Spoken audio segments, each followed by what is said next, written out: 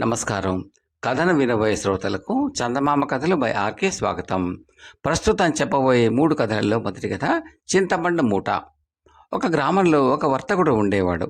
అతని కుటుంబం పెద్దది, చేసే వ్యాపారం చిన్నదీను. అందుచేత అతను సాధ్యమైనంత వరకు చిల్లి గవ్వ కూడా వృధాగా ఖర్చు చేయకుండా అమిత జాగ్రత్తగా కాలక్షేపం చేస్తూ ఉండేవాడు. అతను అప్పుడప్పుడు బస్తీకి వెళ్ళి తనకు కావలసిన సరుకులు కొనుక్కునేవాడు.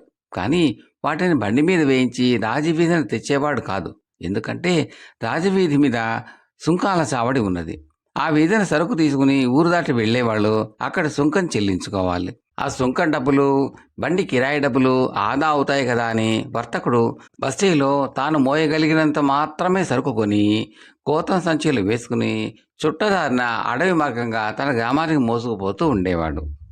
అరణ్య మార్గాన దూరం హెచ్చు కావటమే కాక దారిలో దొంగల భయము, క్రూర మృగాల భయం కూడా జాస్తి.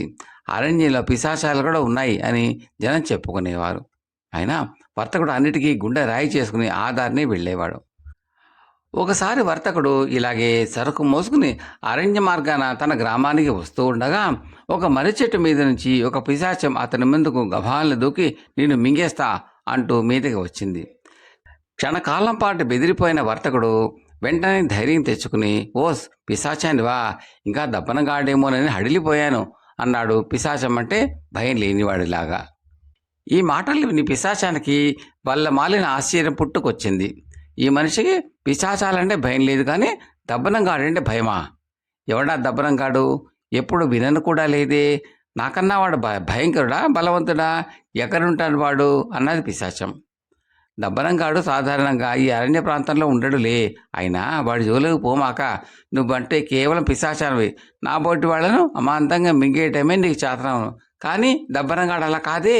వాడు పొడిచి పొడిచి పొడిచి చిత్రవధ చేస్తాడు. మహా దుర్మార్గుడు సుమావాడు అన్నాడు వర్తకుడు. తన ఎదుట ఆ వర్తకుడు భయంతో వణికిపోయి మూర్ఛ పోకపోగా ఇంకెవరనో దబ్బనంగాడిని గురించి చెప్పి తనను భయపెడుతూ ఉంటే పిశాచానికి కోపం వచ్చింది. నాకు ఆ దబ్బనగాడిని తక్షణం చూపించు అన్నది పిశాచం. వాడెక్కడో ఊరి మధ్య ఉంటాడు. నిన్ను వాడు చూశాడంటే నిన్ను నన్ను కలిపి చంపేస్తాడు. అందుచేత నా గోతంలో నేను మూట కట్టి దబ్బనంగాడు ఉండే చోటుకి తీసుకుపోతాను.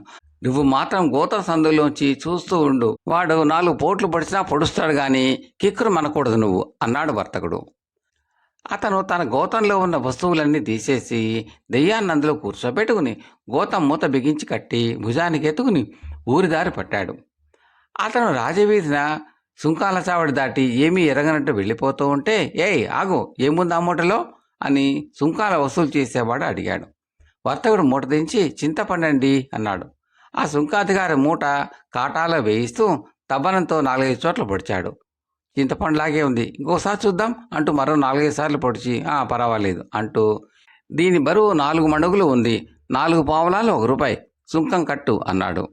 వర్తకుడు రూపాయి చెల్లించి మూట మళ్ళీ ఎత్తుకుని మరొక దారిన అరణ్యంలో తన సామాను ఉన్న చోటుకి చేరి గోతం మూతి విప్పి దెయ్యాన్ని విడుదల చేసి, చూసావా దబ్బనంగాడి తడాకా, నేను రూపాయి ఇచ్చాను కనుక నువ్వు ప్రాణాలతో బయటపడ్డావు అన్నాడు. అబ్బబ్బా, పొడిచి చంపాడు దుర్మార్గుడు. నువ్వు చింతపండుని అబద్ధం చెప్పబట్టి బతికిపోయాను. నీకేం ఉపకారం కావాలో చెప్పు అన్నది పిశాచం. పెద్ద కుటుంబం గలవాడిని, చేతనైతే నాకు ధనం ఇప్పించు అన్నాడు వర్తకుడు.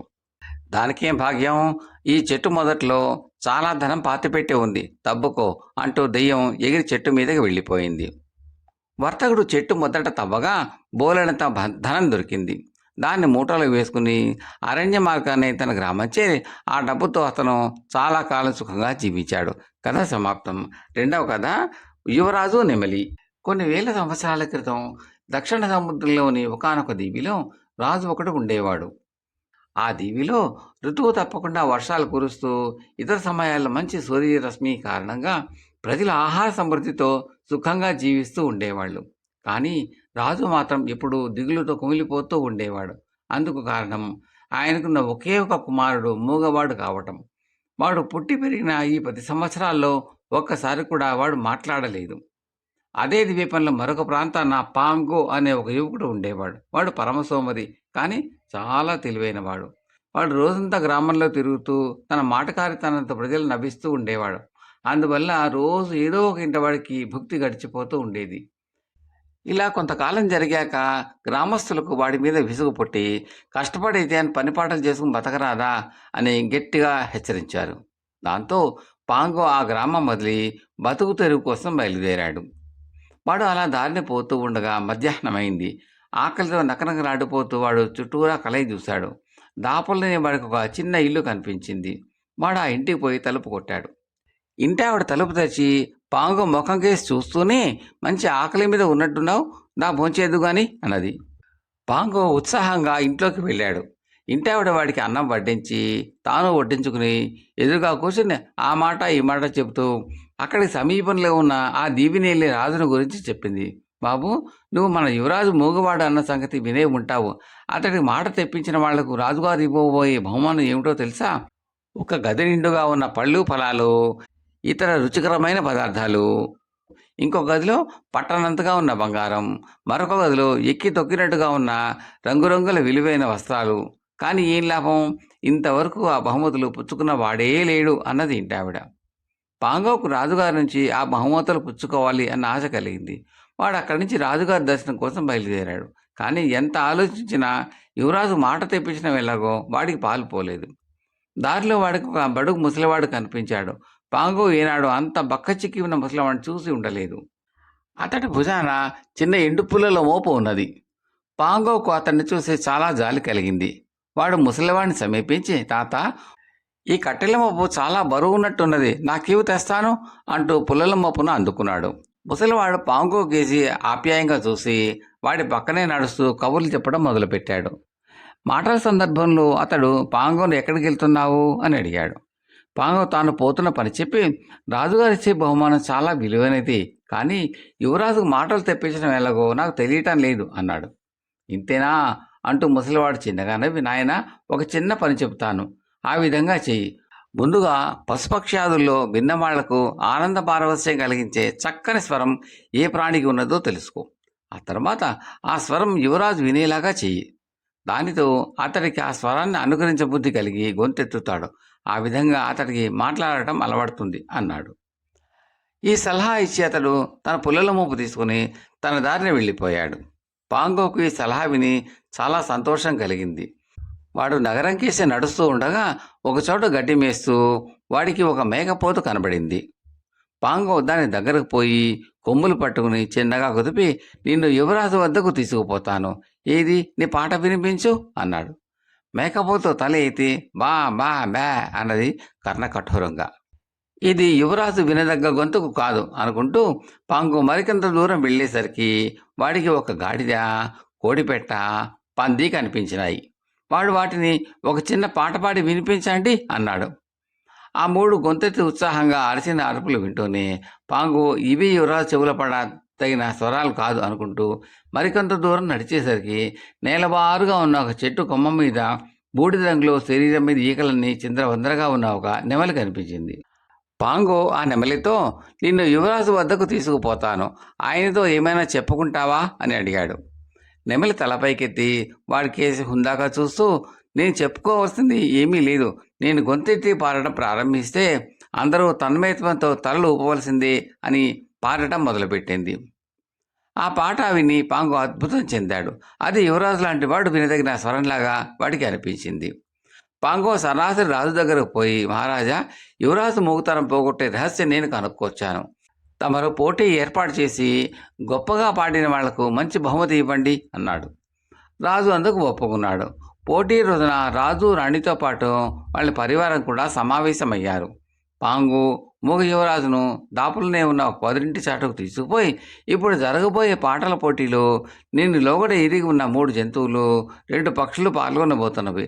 నువ్వు వాటి పాటలు విని అద్భుతంగా ఉన్నది అనుకున్న పాటను అనుకరించి పాడాలి" అని చెప్పాడు. ముందు గాడిద, తర్వాత మేకపోతు, తర్వాత కోడిపేట, పంది ఒక పాట పాడి అంతటితో ఊరికి ఒక 4 గంటం కలిపి వినేవాడి బాధతో చెవులు మూసుకునేలా చేసినాయి. అంతవరకు కొంచెం దూరంగా ఉండి వాటి పాటలు వింటున్న బొంతనెమ్మిలి ముందుకు వచ్చి గొంతెత్తి పాడిన ఆరంభించింది. ఆ కంఠస్వర మాధుర్యానికి అక్కడ ఉన్నవాళ్ళందరూ తన్మయత్వం చెందారు. ఆ సమయంలో పొదరింటి చాటు నుంచి మూగ యువరాజు గొంతెత్తి నెమలిని అనుకరిస్తూ పాట పాడుతూ బయటికి వచ్చాడు.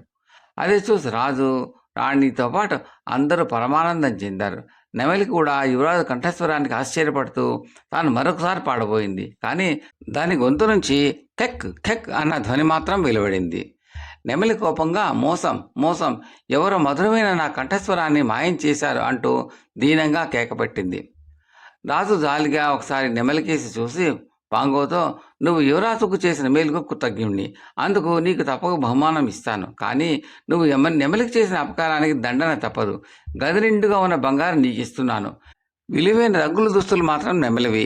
ఆ విధంగా తన శ్రావ్యమైన కంఠస్వరం కోల్పోయిన నెమలి పక్షి జాతిలో అత్యంత సౌందర్యరాశిగా కలకాలం ఉంటుంది అన్నాడు.